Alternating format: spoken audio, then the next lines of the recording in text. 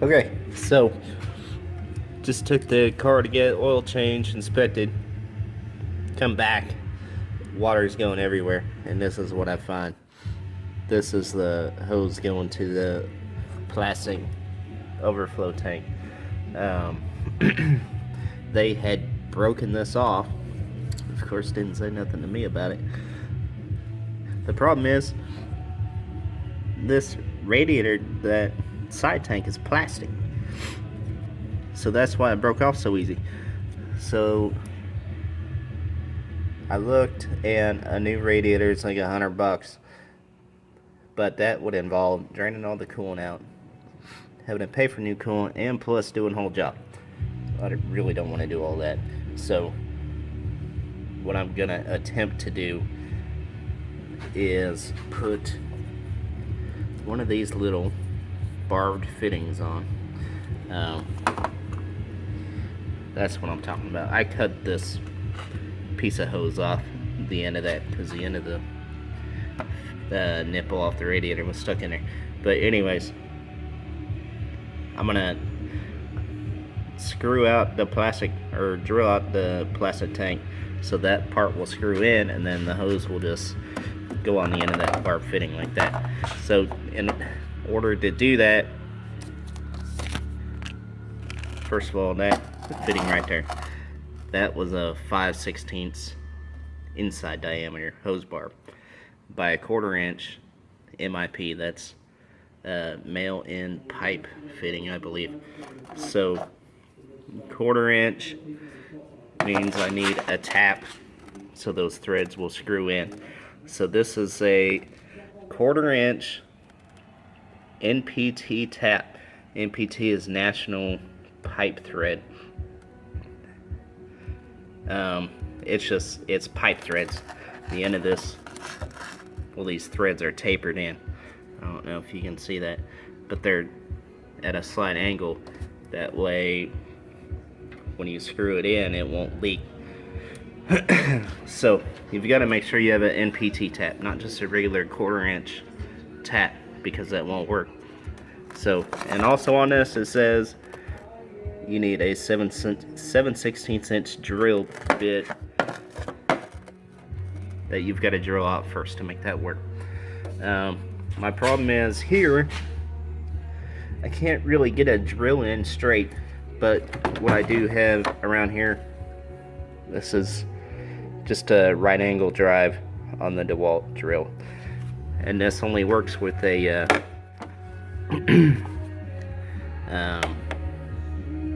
not with a regular drill bit. This is a hex shank, so I couldn't just use a regular drill bit, so I found this is a 3/8 inch drill bit with the hex shank. That way it works on the right angle drive over here, which is really close to the, I shouldn't say really close to the 7/16, but that's the biggest one they had. So I'm gonna try to just go a little bit oversized with that drill bit. Here's the 7/16 in comparison, but I can't really get that in there. So we're dealing with plastic. I'm not really concerned about it. And then I'll put the tap in there.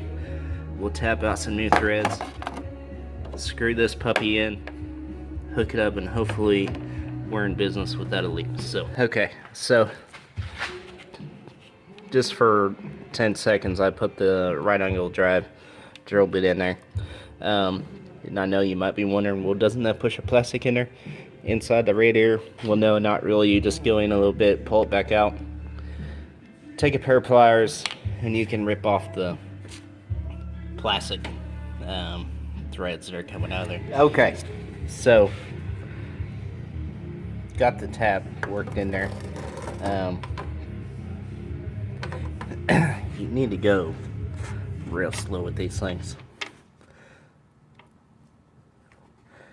but initially when you get it started in there, you just want to go a tiny bit, because these things, they will thread their own hole. And so you start it in there, twist a couple times, and then you want to work it back. And when you work it back, you'll see the plastic pulling out with it. So you work it back, pull it all the way out, go back in, and I mean, you want to do this a few times. 10 times, probably. And you want to do it as straight as you can. Obviously, with the limited amount of room, it's kind of impossible. I am a little cockeyed here, but that's kind of usual in my world. Things aren't, I don't want to say always as straight as they could be. It'd be a little gay. But anyways, you push this in, and you don't want to go all the way. And the reason why is because it's tapered towards the end, so you don't want to go all the way, just enough to where you can get your fitting to start screwing in there. And that's about how far I have mine screwed in, right there. And then get it back out of there. This is a real thin radiator too, so you need to be careful when you're doing this. Actually, I'll show you how thin that is right there. Look, we're only doing, what, 3 threads? But you have to be careful of the other side, because look how much you're screwing in there. You might be pushing into the other side, you don't even know it. Which I doubt it'd do anything, it'd just strip out your threads you just did. That's about it. So, once you do that, then you get your barb fitting. I said it's 5/16 on the barb end for your hose to fit over. This is a 1/4 inch NPT thread that I'm threading in. Okay?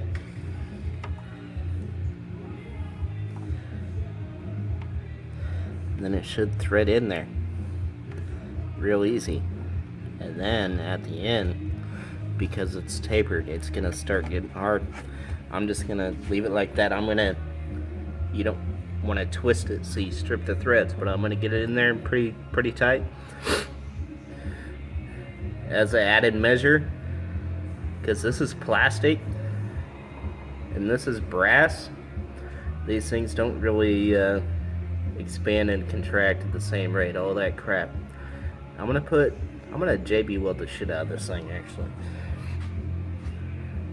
And I guarantee you this thing doesn't work, or doesn't leak. Okay, got the JB Weld out.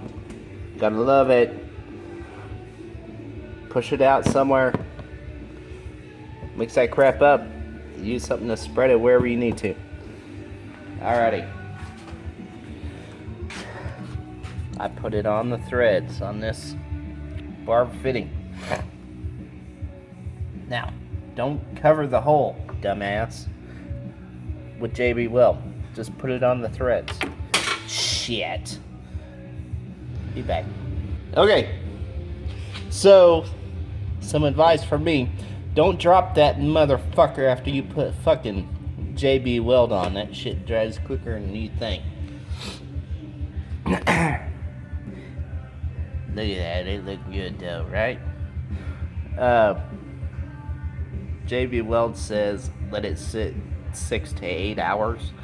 I find that more as a suggestion at 75 degrees Fahrenheit, but once I crank this motherfucker on, it's going to be about 200 degrees, so we can automatically deduce it's going to be ready here in about 30 minutes running. So, okay. So let the JB Weld sit for about 30 minutes. And the car's warmed up, as you can see. Let's go see how she's holding up.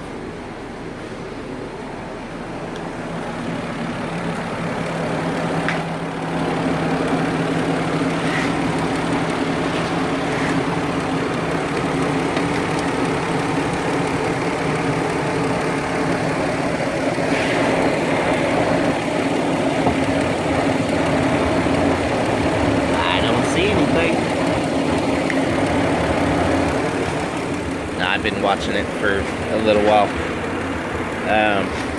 But no, I think that works. You know, the car sounds like a tractor engine, but that's a whole other issue.